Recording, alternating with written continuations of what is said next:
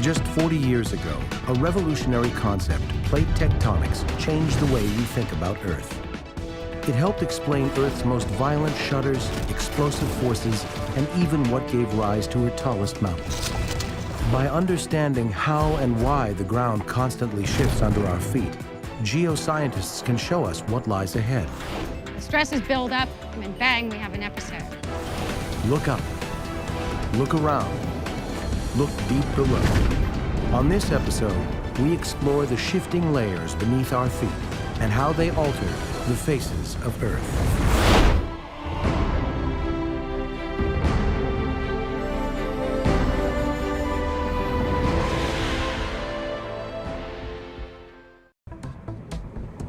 Why is Earth so restless?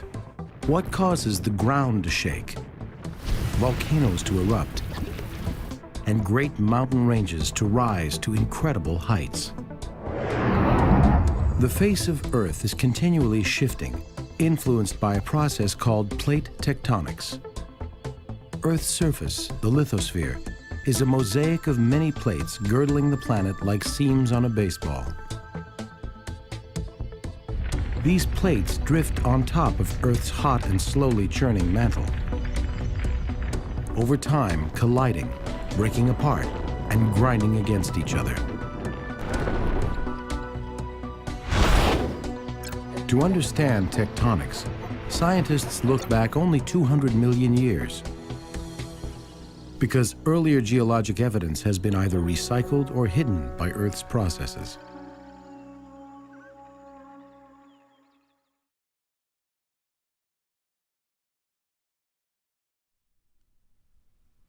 Let's talk about the theory of continental drift.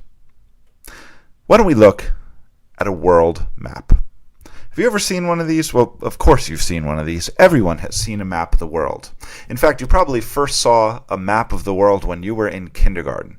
And what you may have noticed, similar to so many people before you, is that if you look carefully at the continents, the giant land masses covering about 29% of the Earth, if you look at them carefully, they almost look like puzzle pieces, like they fit together. Especially if you look at certain parts of the world, like the eastern coast of South America and the west coast of Africa, for example. They look like they belong together. Now, I hate to break your hearts, but this is not a groundbreaking discovery. In fact, people have known this for hundreds of years. Most people have just taken it for granted that that's just the way the continents look. But there have been a few brave scientists throughout history who have thought that it must be something more. Let me introduce you to one. This is Alfred Wegener. Alfred Wegener was a German meteorologist. He studied weather. He lived in the late 1800s and early 1900s. And as a weather person, a scientist of the atmosphere, of course, Wegener spent a lot of time looking at maps. And so he noticed this strange shape phenomenon just like you did. The problem is he couldn't get past it. He actually devoted his whole life to it. He came up with a radical theory that suggested that the continents were actually once connected and then somehow ripped apart to where they are today. He came out and he said, "I think the continents are moving." Of course, people thought this was kind of a silly thought to have. How could a continent possibly move? But Wegener really thought that this was the case, and so he devoted his whole career to studying this and coming up with proof of this radical idea.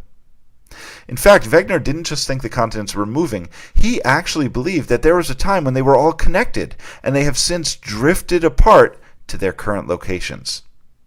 He even came up with a name for that supercontinent that existed in the past. He called it Pangaea, the supercontinent that he believed existed about 250 million years ago. Pangaea, or Pangaea, is actually an appropriate name. It's a Greek term that means entire Earth, or all Earth. So if you think about it, when all the continents were together, if Wegener is correct, it would make sense to call that landmass Pangaea, or Pangaea. Here's what he thought it looked like. You can see within this diagram the modern-day continents of North America, Africa, South America, Antarctica, India, etc. But they don't look quite the same way they do today. And of course, they're in totally different positions, all connected into this one supercontinent.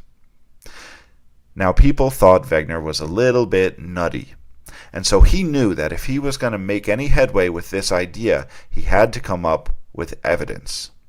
And so we're going to take a look at 4 pieces of evidence that Wegener put together to prove to the public that the continents had in fact drifted. Let's take a look at his first piece of evidence. We'll go back to this map here. Now, the first piece of evidence we've actually already discussed. It's simply the observation that the continents appear to fit together. As simple as that. Wegener didn't believe that this could be simply a coincidence. He feels like there's no possible way the continents would have this appearance just randomly. And so this becomes evidence number 1. We will call it the apparent fit of the continents, the fact that they look like they fit together. And just to expand on that a little bit, essentially the coastlines of the continents appear to fit together, kind of like the pieces of a puzzle. But that's not enough. So Wegener went back to the drawing board. He dug through piles of books and libraries and became quite interested in fossils and other evidence of prehistoric life. In fact, Wegener became particularly interested in that guy who just swam across the screen, the Mesosaurus. Now let me tell you about the Mesosaurus. This is an ancient reptile that lived only in shallow fresh water. What's interesting, though, is that there's only 2 places in the world where we find fossils of this freshwater creature. One place is the eastern coast of South America, and the other is the western coast of Africa. Now, there's a couple possible solutions for this. Now, either the Mesosaurus was living on one of these continents and somehow learned how to fly across the Atlantic Ocean to inhabit the other side of the other continent. But that's not likely. The Mesosaurus certainly could not fly. And we know the Mesosaurus couldn't have swam across. The distance is just too great, and they can't survive in salt water. So that's out of the question. Maybe the water was frozen and he walked across? Well, that's a possibility, but there's really no evidence to support that. And so what Wegener said is that while the Mesosaurus roamed the land, Africa and South America were connected, and they were able to freely walk across the land masses. And then after going extinct, the land masses were torn apart and separated, carrying some of the fossils to what would become South America and some to what would become Africa. Interestingly, Wegener looked into this and found that there were other organisms that lived in the past that had similar fossil distributions. Cynonathus, Lystrosaurus, and Glossoteris being amongst the more notable ones. These fossils all have these very unique distribution patterns that suggest that the continents were once together. And in fact, if you reassemble the continents and map out the locations of these fossils, they line up perfectly. So that's our evidence number 2. We call it fossil correlation. Correlation simply means matching up. So matching up fossils on either side of the ocean. To summarize, identical fossils have been found in the rocks on either side of the ocean, and therefore the continents were once connected and must have drifted apart. But Wegener knew he needed a stronger case, and so he went back to the library yet again and became fascinated by rocks and geologic structures like mountain ranges of the past. And he found a really interesting pattern, not unlike what he found with fossils. In fact, if we go back to our world map here, and let's zoom in on the North Atlantic here, if you look at the mountain ranges in the northeastern United States and the mountain ranges in northern Europe, they match up perfectly. And what I mean is that they are made of the same type of rock and the same age of rock. Now, of course, anything is possible, and the same exact rocks could have formed in 2 different locations at the same time.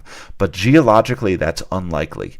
A better explanation is that these mountains were once connected, and as the continents moved, they tore them into 2. And that becomes evidence number 3. We call it rock or mountain correlation. And what we see is that identical rocks and mountain structures have been found on either side of the ocean, suggesting that the continents were once connected. But we need one more, and this is probably the most complex of them all. Again, Wegener returned to the library, and this time he returned to his roots as a meteorologist, and he began to look at past climate data, meaning he looked at evidence of cold and warm weather in different parts of the world, and he found something fascinating.